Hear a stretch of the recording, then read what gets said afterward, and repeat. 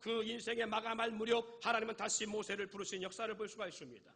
이 요셉이나 모세는 이와 같이 요셉은 꿈으로 나타내 모습을 부르셨고, 모세는 하나님께서 유일하게 파라오의 손에 다 죽여야 될 산의 아이들이었지만, 하나님께서는 이 모세 하나를 불러서 하나님의 거대한 역사를 이루기 위해서 그 죽음 가운데서 파라오의 궁에 들어가 살 수 있는 역사를 만들어내시고, 40년 동안 살며 그가 왕궁 생활과 에집트의 모든 문화와 모든 것을 다 익힌 후에 하나님은 그를 광야로 내보내십니다. 그가 80세까지 하나님께 침묵하고 있다가 80세에 호렙산 떨기나무 가운데서 다시 불러내십니다. 불러내신 이유와 목적이 뭡니까? 요셉은 큰 민족을 이루기에 보내받은 사람이라면 모세는 큰 민족을 이룬 이스라엘 백성을 애굽에서 가나안 땅으로 불러내기 위해서 부르심을 받은 존재임을 우리는 알 수가 있습니다. 오늘 왜 요셉을 하나님은 택하셨느냐? 오늘 가나안 땅의 많은 족속들 가운데 30왕이나 31개가 되는 그러한 부족의 왕들이 머무는 곳에 요셉과 그리고 야곱의 족속이 함께 산다면 이들은 태성할 수 없고, 그리고 큰 민족을 이룰 수 없습니다. 날마다 전쟁이 끊이지 않을 것이고, 날마다 서로 견제하는 세력으로 버텨낼 수 없는 그러한 민족이 될 수 있을 것입니다. 그래서 하나님은 요셉을 먼저 보내셔서 에집트의 파라오의 권력 아래 두게 하시고, 그리고 그 파라오의 절대적 권위 아래 이는 그곳에서 총리를 만들어내신 역사를 볼 수가 있습니다. 13년에 12월 13년 16년 사이에 고난과 역경의 모든 아픔과 고통들을 겪으면서 요셉은 하나님의 부르심 속에 하나님의 뜻 가운데서 그가 에집트에서 거하게 되면서 총리가 되어진 후에 하나님은 이 야곱의 족속 72명의 족속들을 가나안 땅에서 에집트로 이주시킵니다. 그리고 그곳에서 400년을 거처하며 살면서 에집트에서 에집트의 파라오도 두려워할 만큼 큰 민족을 이뤄내게 하십니다.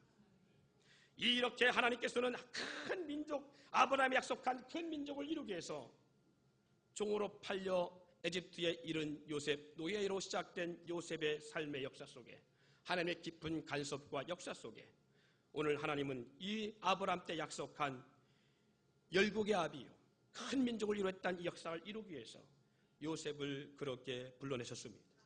그리고 그로 하여금 그 민족의 지도자로 삼으셨습니다. 뿐만 아니라 에집트에서 감당할 수 없는 60만, 성경에선 걸을 수 있는, 다시 말해 전쟁에 참여할 수 있는 인원이 사내아이가 60만이지만 남녀노소를 다 따진다면 250만 가깝게 되는 실로 엄청난 대전시 인구보다도 훨씬 많은 인구가 에집트에 성장하고 에집트에서 그렇게 확장된 후에 하나님은 모세 한 사람 불러내십니다. 그리고 그 노약자 모세를 하나님께서는 불러내셔서 가나안 땅의 정복 역사를 이루기 위해서 에집트에서 이스라엘 백성을 건져내는 일에 하나님은 이 모세를 사용하십니다. 사랑하는 성도 여러분, 요셉은 13년 에집트의 총리가 되어 된 후에 야곱 족속을 이주시켰고, 모세는 출애굽과 예언 성취, 다시 말해서 애굽 사람에서 은근 패물과 의복을 구하는 역사와 더불어서 그의 모든 사람의 애굽 사람의 품에서 물품을 취하게 되는 역사를 거둔 후에 하나님께서는 이 이스라엘 백성을 애굽에서 당당하게 모세를 통해서 건져내십니다. 그리고 광야를 지나 가나안 땅을 바라본 후에 후계자 여호수아에게 그 지도권을 이양하고 하나님께서는 이 모세를 불러가십니다. 사랑하는 성도 여러분, 이와 같이 하나님은 놀랍도록 한 인생을 부르실 때는 그냥 부르시는 것이 아니라 하나님의 뜻과 목적을 성취하기 위해서 부르시고 있다는 사실을 잊지 않기를 바랍니다. 예수부터도 작은 한 사람으로 시작된 교회 역사의 시작임을 볼 수가 있습니다. 예수님께 2000년 전 이 땅에 오신 이유는 예수님께서 이 거룩한 하나님의 나라 확장의 사역을 역사를 이루기 위해서 오늘 주님께서 이 땅에 홀로 오셨지만 12 제자를 부르시고 정말 어떻게 보면 보잘것 없고 어부들이요, 그리고 죄인들 가운데 그 시대의 모든 사람들 앞에 인정받지 못하는 사람들을 불러내시는 데에 이 12로 시작된 교회 역사가 오늘 이 시대의 교회 역사의 시초임을 볼 수가 있어요. 예수님과 12제자를 통해 시작된 교회 역사는 2000년이 지난 지금 땅끝까지 전파되고 이 복음의 역사는 전 세계 모든 민족과 족속까지 이루어졌다는 사실입니다. 주님께서 이루실 것을 믿고 오늘 이 본문의 말씀들을 저와 여러분들이 기억하며 이 사역에 함께 합력할 수 있기를 바랍니다.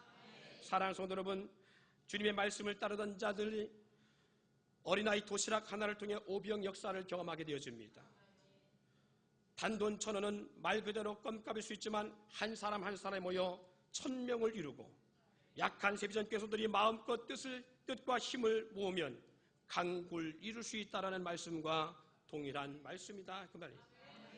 사랑하는 성도 여러분, 이것은 단지 우리가 볼 때는 것과 같은 작은 물질이지만 이것이 교회를 살리는 역사여 나아가 한국교회가 이단으로부터 구하며 더 넓게 쇠퇴해가는 한국교회와 내 교회 중심적으로 서 있는 이 시대에 자기중심적 교인들이 그리스도의 몸된 지체로 한국교회의 연합을 이룰 수 있는 거대한 물줄기가 될 수 있다는 사실을 우리가 염두에 볼 수 있다면, 하나님께서 그냥 부르신 것이 아니라 하나님께서 인생을 부르시고 그에게 말씀할 때는 그냥 말씀한 것이 아니라 흩어 공중에서 소멸되는 말씀이 아니라 여호와 입에 떨어진 말씀 한마디도 그냥 돌아오지 아니하고 마치 하늘에서 비와 눈 내려서 땅을 적시고 파종한 자에게 양식을 주며 종자를 준 것처럼 헛되이 돌아오지 않는다는 말씀을 하고 있는 것처럼, 오늘 하나님께서 우리 교회 가운데 주신 비전의 역사가 오늘 이 교회를 살리고 나아가서 한국교회를 살릴 수 있는 역사가 있고, 사랑하는 성도 여러분, 우리의 신앙의 본질의 모습은 다 각자 개인주의적 신앙입니다.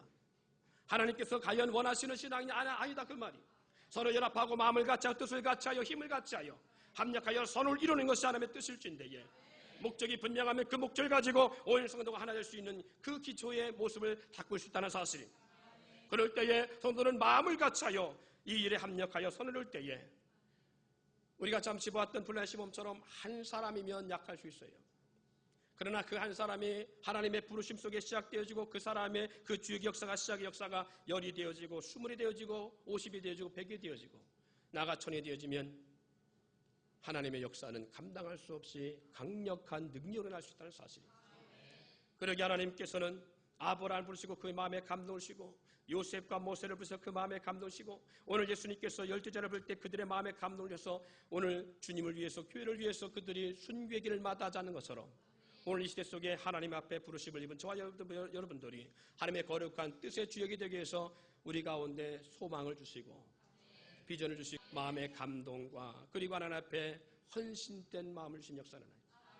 그러나 아무리 외쳐도 아무리 전해도 아무리 슬로건을 외친다 할지라도 하나님의 그 축복받을 사람이 못되면 마음의 감동을 받지 못합니다. 오늘 한 부자 청년이 주님 앞에 왔습니다. 그리고 묻습니다. 어떻게 해야 내가 영생 얻을 수 있겠습니까? 율법을 다 지켜 행하라. 다 지켜 행한나이다. 네가 지켜 행했다면 너의 많은 재산을 가난한 자들과 과부들과 고아를 위해서 나눠줘라 했을 때에 이 부자 청년은 그 말씀에 감동받지 못했습니다. 오히려 마음의 부담을 가졌습니다. 견딜 수 있는 부담을 가지고 그는 돌아가 말습니다. 그때 주님께서 말씀하십니다. 부자가 천국에 들어가는 것이 어찌 그리 어려운지 낙타가 바늘귀에 들어가는 것이 더 쉬우니라. 그러면 누가 구원 얻고 누가 영생 얻을 수 있겠습니까? 제자들이 묻습니다. 이때 주님께서 말씀하십니다. 사람으로서는 할 수 없되 하나님은 할 수 있느니라. 따라합시다. 사람으로는 할 수 없되 하나님은 하시느니라. 그래요. 하나님이 하십니다. 다시 말해서 그가 부자 청년이든 돈이 많은 사람이든 권력 있는 사람이든 없는 사람이든 하나님이 그 영혼을 영생함을 주기 위해서는 하나님이 그를 하여금 그를 지명하여 불러서 영생의 길을 들어 영생의 축복의 역사를 주기 위해서라면 그 마음에 뭘 주시느냐? 감동을 주셔요. 그래서 하나님의 역사 앞에 쓰임받을 수 있는 기회자가 되어집니다.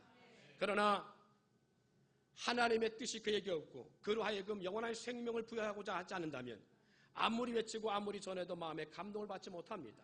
이 부자처럼 어떤 상태로 하냐? 마음에 근심하고 돌아갈 수밖에 없습니다. 여러분, 교회가 어려울 때는 무엇을 말한 것이냐? 교회가 어려울 때는 하나님께서 나에게 그 복을 받을 수 있는 영생의 복과 이 땅에 100배의 복을 받을 수 있는 기회라는 사실이, 어떤 사람은 교회가 어려울 때 그것을 알고 자신의 삶을 하나님 앞에 드리며 더 많은 시간을 기도하며 주님 앞에 자신의 삶 속에 작은 것만을 드리고자 하는 열정 가지고 내 부족함을 주님 써주시기를 원하며 하나님 앞에 그렇게 나가는 감동의 심령이 있는가 하면 어려울 때에 스스로가 발로 차버리고 나가는 사람들이 있습니다. 한 주간이 됐습니다. 교회를 살리기 위한 천원의 기적의 역사에 슬로건을 가지고 시작한 한 주간이 됐습니다. 오늘 이 거룩한 하나님의 역사 앞에 우리가 감당하지 않으면 그 몫은 하나님이 다른 사람에게 올릴 수도 있어요.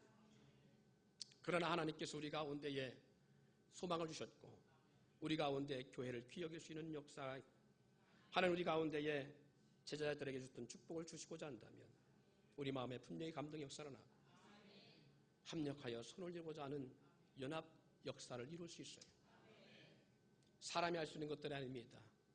하나님이 하셔야 되고 성령님이 일하셔야 됩니다. 이 놀라운 역사가 오늘 이 교회 가운데 나기를 소망하며, 미래와 비전을 볼 수 없으면 살아가 아닌